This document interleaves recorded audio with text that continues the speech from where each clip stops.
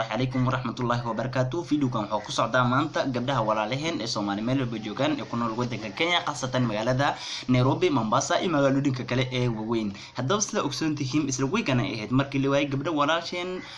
نجم عبد الله قبله سو إهد قبل رجالس أصغر اللي تمن سنة جرتو قبله سميك دم ميت كذا لقى هلا مقالة ممباسا إسلي إمين كان هذا وحاسب حي إن لو واي سدح قبلود إسلا شلدان سدح ذا قبلود كهاي أيال الشيء قبل كميت فيديو كذا إن صوب حي فيديو oo sheegayo gabadhaas in as haysto ninkiyati oo macnaha isleeyahay ku hadal luqadda Kiswahili sifa ay macnaha codkeeda u baahiso ama codkeeda u gaaro dadkii qaraabada ahaay gabadhaas videogaas oo ninka Kenyatiga haysta ay ku sheegaysaa in ay leedahay wali haysta gacmaha iyo faraha ay leeyahay kori afkeedana macnaha dhiig ka socdo islaamkaas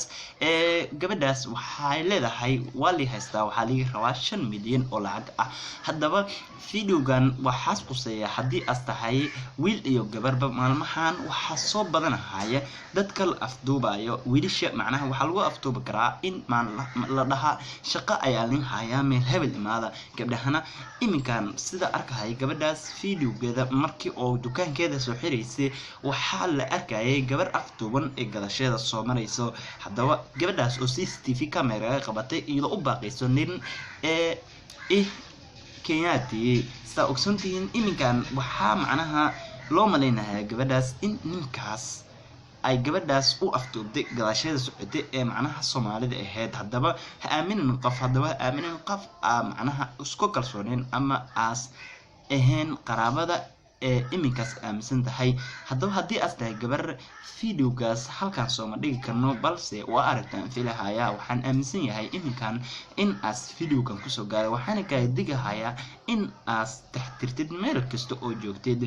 waayo maalmahan adduunka fidnihiisa waa iska batay wax kastana waan aragnay si ay u yeelaan hadaba haddii aad tahay gabar ku nool magaalada Nairobi khaasatan Eastleigh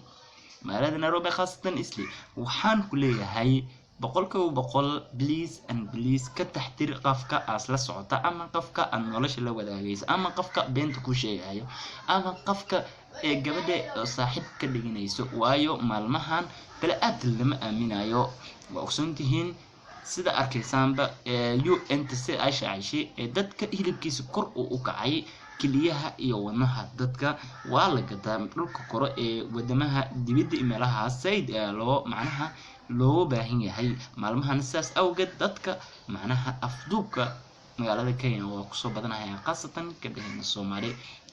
hadaba videogan haddii aad ku soo gaar la si wadaag dadka walaalaha meel walba joogan iminkan waa aaminsan yahay in aad ku soo gaaray fadlan haylowin inaad like saarto share na sii dhahda subscribe saarto channelka Young Kenyan Official